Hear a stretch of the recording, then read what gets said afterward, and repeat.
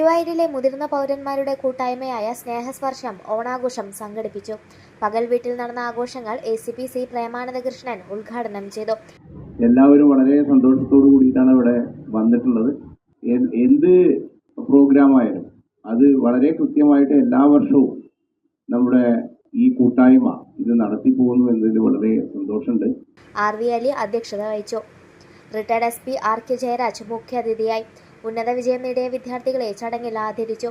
General secretary PP Varghese, Anil Kallatt, PI Simon, Manalur Gopinath, KV Radhakrishna Warrier, Indira Somasundaran എന്നിവർ സംസാരിച്ചു. Doctor Somasundaran, VR Sasi, Nirmala Naikkath, Komalam Haridas, Pankaja Malakkal, Vasumathi Nair, Prahladan Mampatt എന്നിവർ സംസാരിച്ചു.